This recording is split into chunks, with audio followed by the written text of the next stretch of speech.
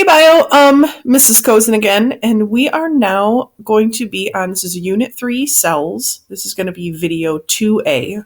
We have two versions of video 2 because it's all about organelles, and there's so many different organelles for us to talk about. So this is going to be Unit 3, video 2A, eukaryotic cells and organelles.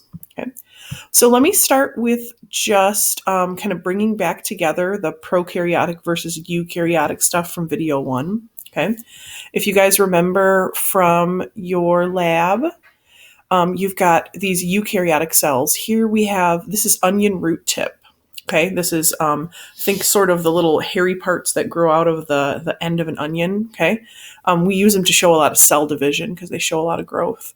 But this square right here, okay, the square right here, this is a plant cell, and the circle inside of it is the nucleus, okay?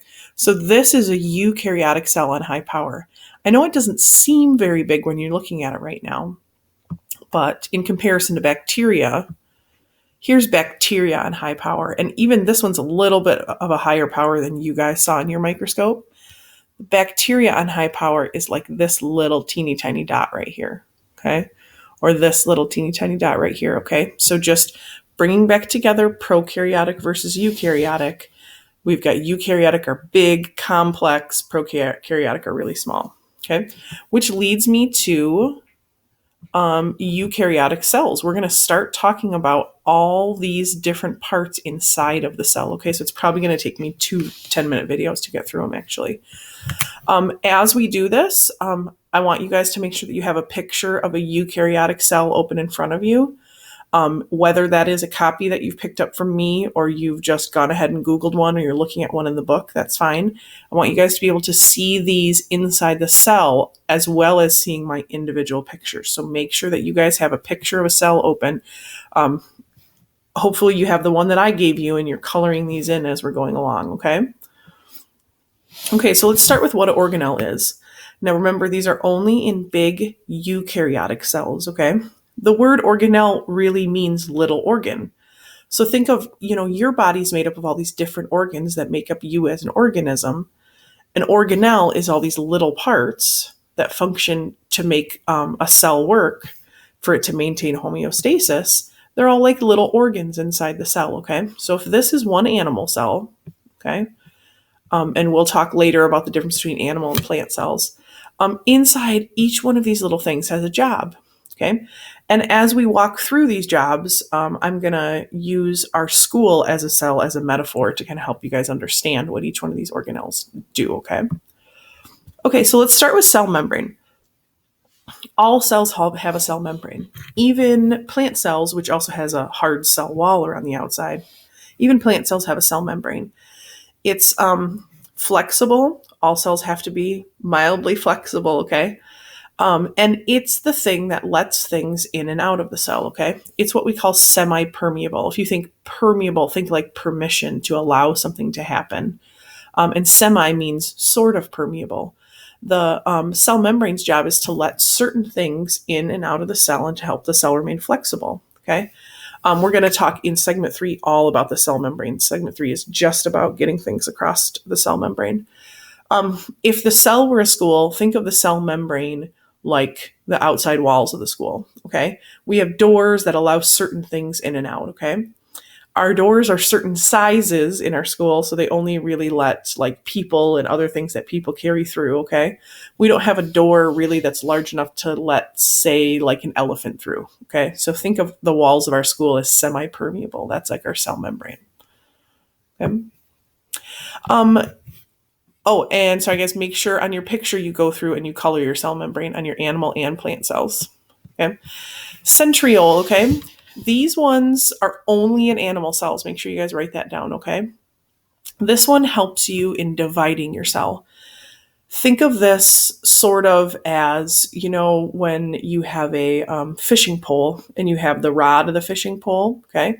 And then you have the reel, the part that sort of reels in the fishing line, okay? This is what centrioles do. Centrioles grab onto chromosomes in the nucleus and they pull them apart when the cell is dividing, okay?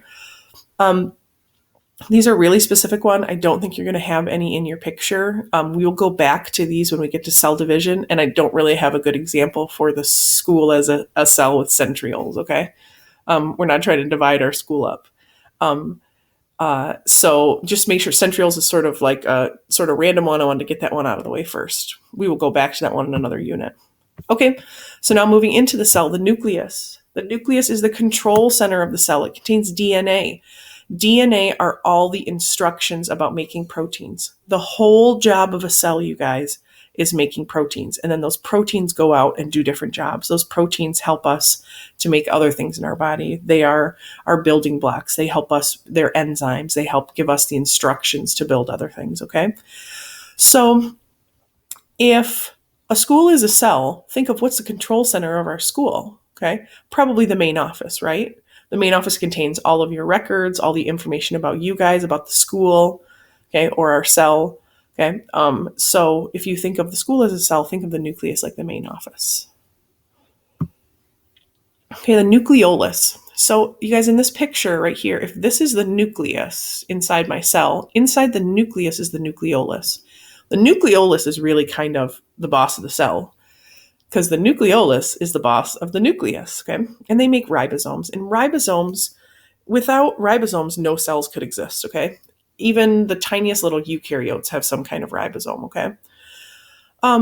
So if you think of the school as a cell, the nucleus is the front office. Who's in charge of the front office?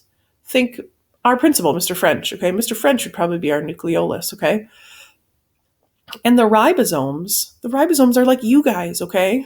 A school's whole job is to function around students, and a cell's whole job is to function around making and utilizing ribosomes, okay? So nucleolus would probably be Mr. French. We get ribosomes that are made in here, and then they go out of the nucleus, out into the cell, okay? Now we've got nucleolus, which is Mr. French. We've got the nucleus, which is the main office. Okay, we got to get all that information out into the school. So let's say, when you guys come in and you register in the front office, and I know there's other stuff you have to do too, but first stop is the front office. Okay, we got to get out of that front office. Okay, and that thing is called the nuclear membrane or envelope. Okay, and that is, they mean the same thing. Okay, you can call it either one. It's the membrane that covers the nucleus, and it actually kind of looks like the outside of a golf ball. It has all these little teeny tiny holes or pores in it, and those are large enough to let information come in that we need to build ribosomes and also to let the ribosomes leave. So the nuclear membrane or envelope, think of it like the walls and the doors around our front office, okay? Coming from the outside of the school in, they're locked, okay? It's all kind of covered in glass. It lets students come in and out in a specific way. And make sure that you guys are coloring all this stuff on your picture as you go along. Okay, now inside that nucleus, we've got all the genetic information for ourselves. So chromosomes or DNA. Chromosomes are all your DNA, all your genetic info sort of wrapped up into a nice little package. So what chromosomes do is give us information to make proteins, and ribosomes make proteins. And remember, you guys are the ribosomes, okay? So chromosomes are like all the information about ribosomes. It's all the information for you. So think of chromosomes. They're inside the nucleus. The main office is the nucleus.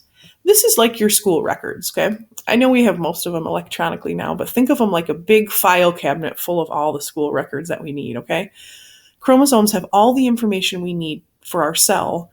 The front office has all the information we need for our students. Okay, now chromatin is smaller than chromosomes, okay? So chromosome is like the file cabinet full of information, okay? Chromatin is like one file, okay? So somewhere in here, right, chromatin smaller than chromosomes, okay? So if I were to open up my file cabinet, my chromosome, inside I would have chromatin, okay? Chromatin is, think of it, it's like a ball of yarn, okay? The individual yarn as it's all wrapped around, and then that whole ball of yarn is like having a chromosome, okay? It's smaller individual DNA that we wrap around a protein to make a chromosome. And so this would be like your individual files. Okay, so now finally moving out of that nucleus, okay? Ribosomes. Ribosomes' whole job is to assemble proteins, okay? One second here. Okay. Oh, and we're almost done with video 2A. Go ahead, stop there.